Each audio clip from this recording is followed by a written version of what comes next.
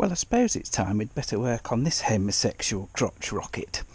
I've given it a quick once over. This is Ian's Fireblade, and it's in for, well, basically the jobs are do the fork seals, because one side's leaking, and it failed its MOT on loose front wheel bearings, or this play in the front wheel bearings, hand gestures. They're brand new, and a more than capable chap fitted them.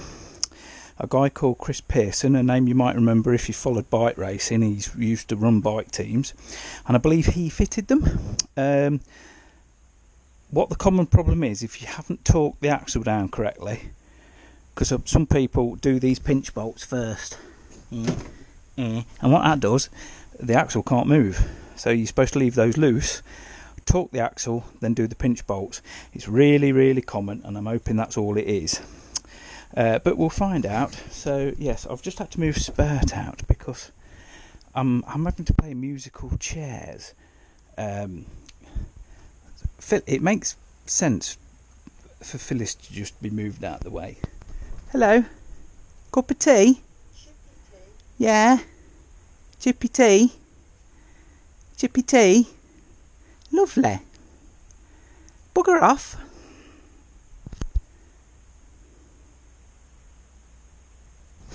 That is my sainted mother, who's not bad, puts up with me.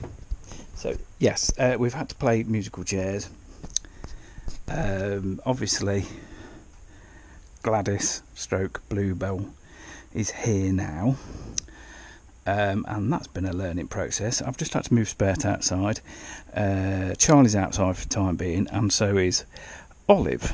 In an ideal world, I'm going to get a battery for Charlie, because I'm 100% sure that will just run, and then Steve can collect it in its bodywork and sort its bodywork out and all that lot, and he can have happy playtime, and Olive needs to go to its new owners, and then I'll have a bit more room for fuckaging about.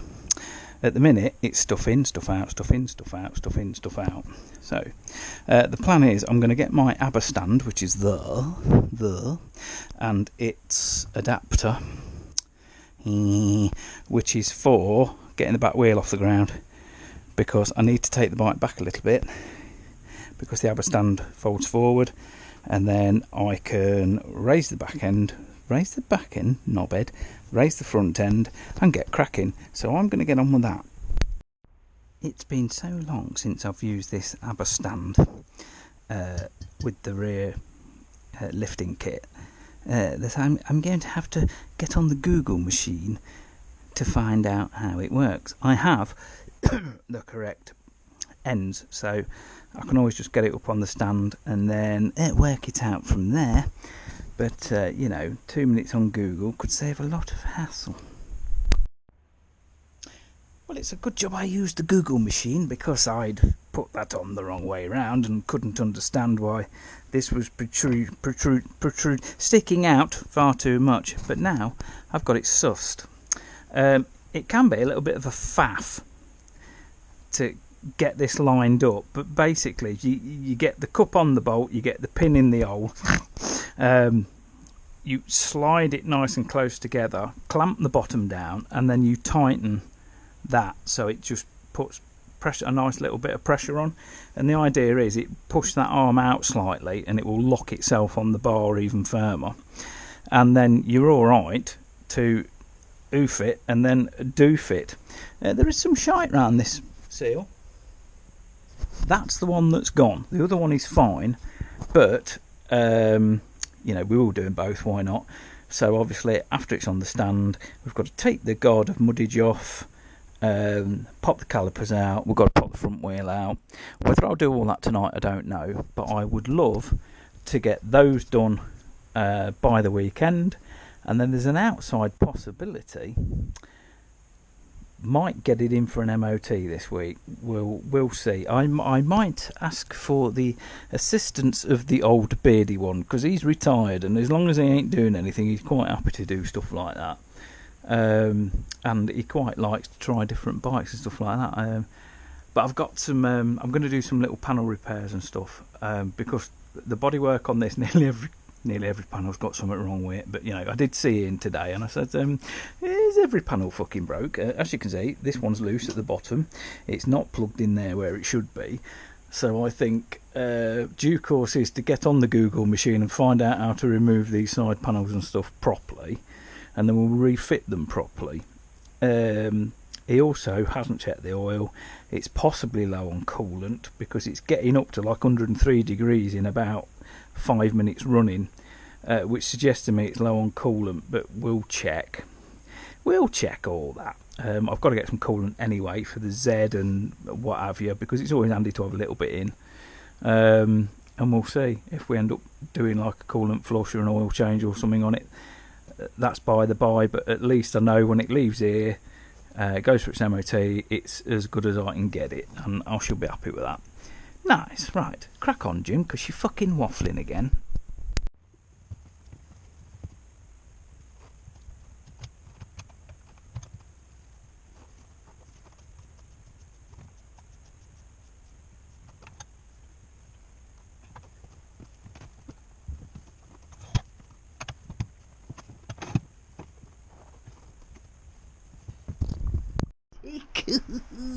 Right, she's all strapped up. I've put a ratchet strap there because I don't like the strap that comes with it.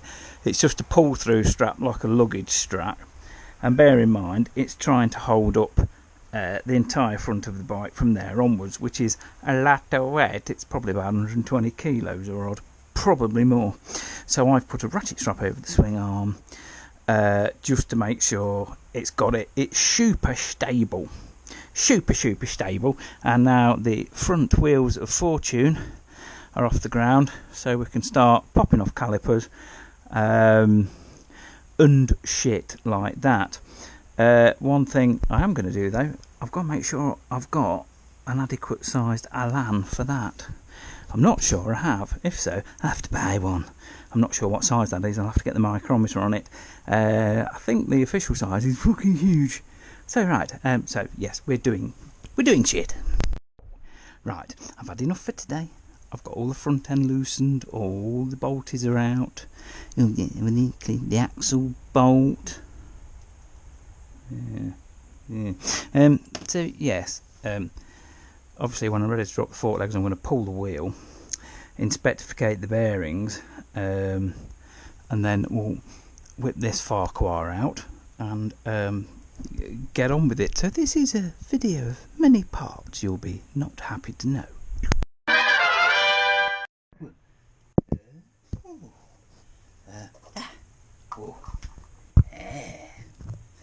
I know a lot of you won't believe this,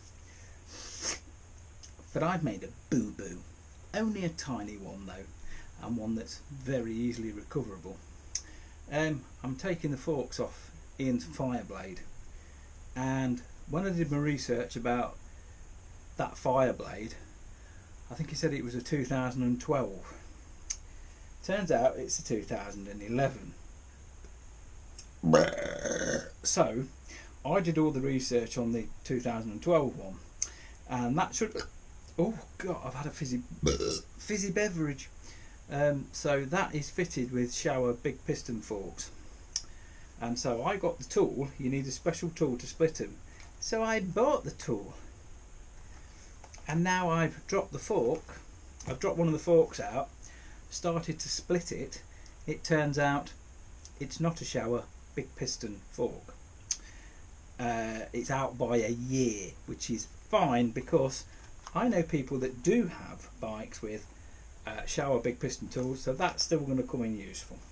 For instance, Mark's got a Triumph Tiger that I think uses it, so it's not a waste, it will get used. But what I've got to order is a spring compressor, which is basically it's a bit of tooling, and it's got two pins that screw in, and there's a plastic damper on the fork, and they screw into that, and you can push it down and you can put a stopper plate in, and then you can get at the two nuts to split the fork. So hopefully I'll have one of those coming this week. I'm going to go and order it directly. In the meantime, I will take you into the shed of expectation and show you the fork. Thrilling. So yes, as you can see, the fork is out. The clip-on bolt fought me. Somebody had started to round it off, not I, and we managed to knock an Allen in there and get it out. Ideally that bolt wants replacing, so I shall look through my collection of boltages, and if I've not got one I'll have to order one, because I won't be able to get the torque on it to tighten it up, and it holds the handlebar on, so you don't really want to lose handlebar, do you, folks? But yeah, here is the fork, and this is where the tool goes, which I said, and then you bring this down, and in there's a pair of nuts to get this cap off, and then there's Allen bolt like a normal fork at the bottom, and then they should split, and then it's just a case of swapping the seals. So that's where we are. So I will, next time you'll see some nice pictures, I should hopefully have the tool. For me, probably going to be a day or two. Oh, other news, you may notice that Gladys, or Bluebell the Harley Davidson, is not here. It's got a little fuel leak, and we think the end of the float needle may have gone hard, and that's just letting a bit of fuel through. It's not pissing out or anything, it's literally a weep. So it's gone back down to the wizard, and he's going to do that, and he's also going to put a lighter clutch ramp in it for me. And what you can do on Harleys is you can alter the feel of the clutch, the power that's needed to pull the clutch in, hand gestures, by altering the ramp, and it's a bit like a scooter vario drive with rollers. So the size of the ramp dictates how much effort it takes to pull the clutch in. Well, riding it the other day, my fingers were going into spasm, and my fingers were crossing each other in cramp because it was such an hard clutch. It's way better than what it was. He took the clutch plates out and cleaned them. It's way better, but it's too heavy for me to be comfortable with, and I like a nice light clutch because you can control the bike better. So that's been fitted, and a couple of little jobs. Nothing big, you know. It's been off the road 10 years. We're expecting teething troubles, but do you know what? What a bike! What a bike! I'm so happy with it. It's given me my mojo back. I mean, the other day I just went out for the Elevate, and that hasn't happened for a long time. So anyway, that's where we are at the minute. Like I say, next time hopefully we'll have that tool. A tool will be holding the tool. Hello folks. Oh god, my big ugly face. Actually, I'm beautiful. Got the fork out, got it split, got the special tool to do it. It is a two-man job though, because you know, unless you can rig up a Heath Robinson device, it's definitely a two-man job to get the old locking bar in to get the cap off. Anyway, it's all come apart quite nicely. Little bit of wear on the bushes, but not too bad. Quite happy with them. Even the bottom bolt come out easy peasy lemon squeezy. So yes, I've got the seals there, Slinky Glide, never really had much problem with them, so they're good. Wheel bearings are on the way.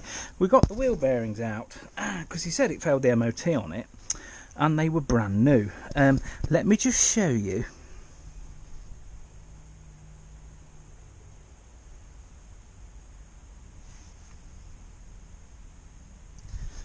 Do they look 18 months stroke 146 odd miles old to you? Because to me they don't. Now during the life of the bike it's quite common, especially the Fireblade's a bit of a wheelie machine and all that lot, it's quite common to replace front wheel bearings on bikes like this.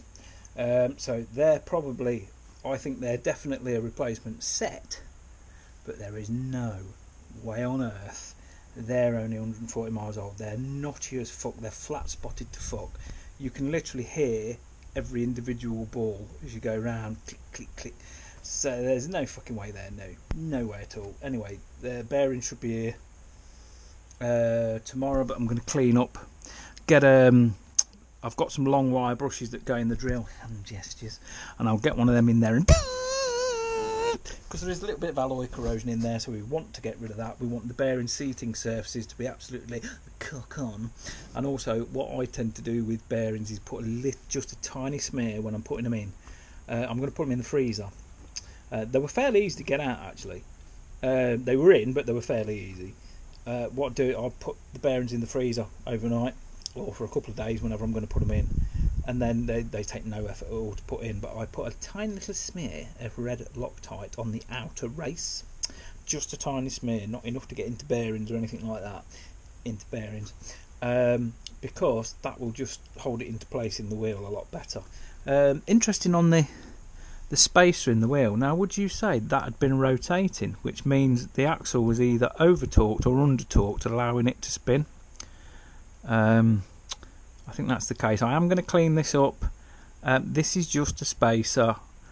It shouldn't move. The bearings actually should pinch on it, and that's when you know you've got the correct thing. But I think that's been rotating, look, because it looks like there's a fecking thread on that. I'll have a look at the parts schematic and make sure there shouldn't be a thread on it. I've never ever seen one yet, but there is a taper in there, so I don't know, but you can see it quite pronounced now. Look, now it's in the light, but you know, it may screw in, who knows? I doubt it. I've never seen it before. So that's where we are, and so I'll bring you back when I've done a little bit more.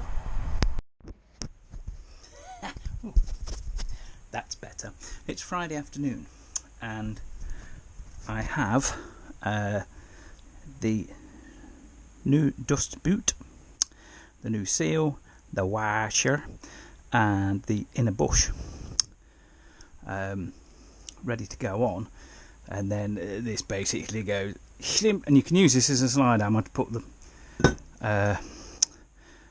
come on Jim, use words at sealing, and then after the seal's all bedded down I can put the clip of clippage in to keep it there, but obviously we've got to now tamp it down so the seal is exposes the groove for the clip, and then we're good. Still waiting on wheel bearings. They should be here either later today, Friday afternoon, or tomorrow over the weekend sometime. I'm waiting for an oil filter on the Harley as well. The oil's come, but it's now done pretty much 1,000 miles on its new pistons, so it's time to drop the oil. And then you know, we are expecting a little bit of swarf, etc., because these Keith black pistons, they have very tight, like a tiger piston rings, and they are known to create a bit of swarf when they're running in. But other than that, all is good. So next job, slide that over there, give it a bit of a mechanical wank. See, I've taped the top of the tube to stop it, to help stop. It just protects the seal lip as it goes over, because these can be quite sharp, and if you've got the tiniest of burrs on it, you'll rip the seal. That's burr and not bear. So I put a bit of tape round, greased it, and then they all went on lovely. So yeah, I'm going to crack on with that, and I will. I'll bring you back later. Yes, I will. You lucky people. Even though the new seals are exactly the same dimensions as the old ones, it's proving difficult because all this shit in the way and keeps hitting you in the head to get the seal down enough to get the clip in. It's literally got to go half a mil. The trouble is, when you force the clip, it springs out the other side. I've just tried an array of toolage to try and do two sides at once to keep it even. I can't do it. Anyway, I've just ordered a seal driver kit because it's high time I had one anyway. And the bushing is in correctly, the bushing is in down far enough, then there's the washer, then there's the seal. But it's literally a mil, half a mil short, and I don't want to force it, I don't want to start hammering it. So yes, I'm going to wait till tomorrow. I'm going to enjoy myself at the weekend instead of stressing over this. Other than that, it's actually been alright. It's not too bad. Not as easy as the Aprilia ones, they were a piece of piss. Slightly more convoluted on these. So yes, I'm going to leave this as part 1. Yes, I think I will.